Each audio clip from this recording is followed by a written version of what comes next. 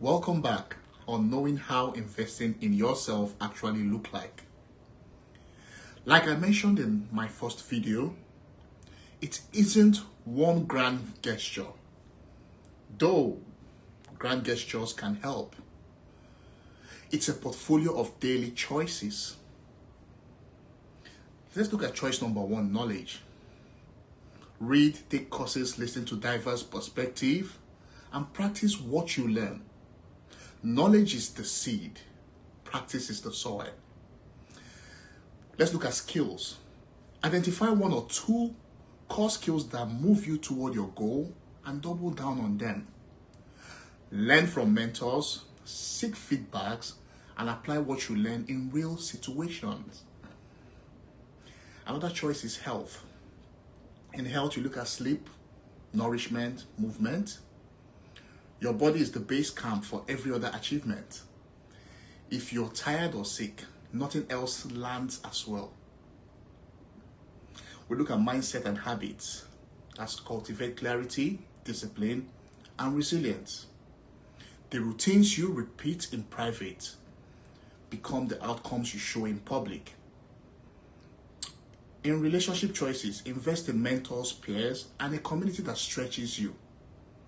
The right people accelerate your growth and keep you honest. Let's look at choice of time and money. Dedicate a portion of both to learning, even a small regular investment. Time blocked on your calendar, a modest course, a book, one book a month can yield outsized results.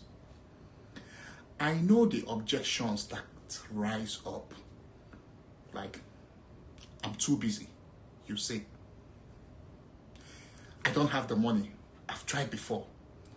The truth is, you don't need permission from the world to start small. You need permission from yourself to begin again. You don't need a perfect plan. Just a tiny, actionable step you can take today.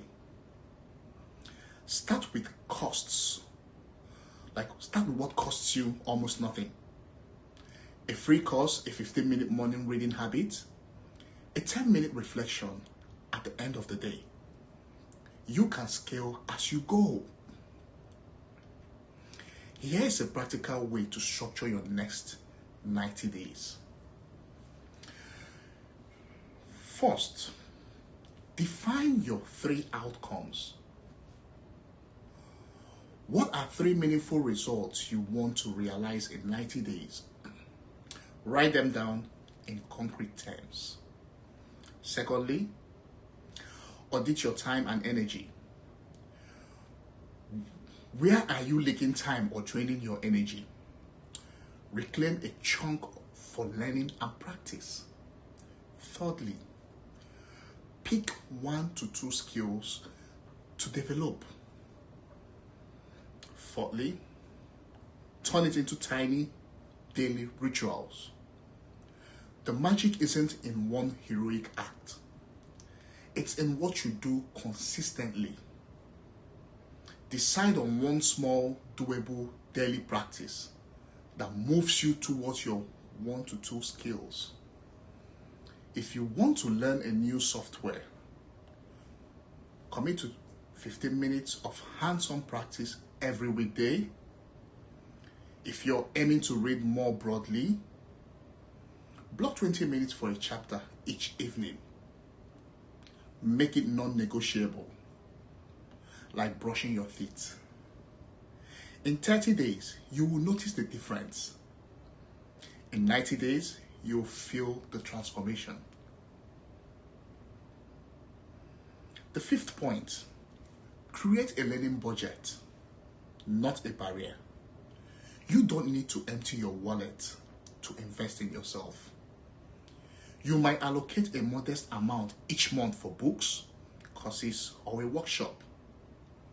If money is tight, lean on free resources, podcasts, library access, open courses, mentors who offer advice in exchange for helping others.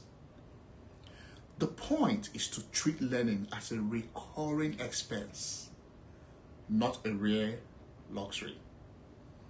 The tiny investments add up because every time you spend a little on yourself, you're buying time, clarity, and options. The sixth point, build an army of support. Growth happens faster when you're not alone. Find a mentor, join a learning circle, or partner with a friend who shares a goal. Schedule regular check-ins to review what's working and what isn't. Public commitment matters too. Tell someone your goal and your plan. The accountability, the encouragement, the honest feedback from people who care about you can accelerate your progress far beyond solitary effort. The seventh point, practice deliberately and seek feedback. It's not enough to consume information. You must apply it. Practice with intention. Set a clear objective for each session. Measure your outcomes and adjust. Seek feedback from someone who can see your blind spots. Ideally, a mentor or a peer who has walked the path before. Treat feedback as fuel, not a verdict. Use it to refine your approach, not to erode your confidence.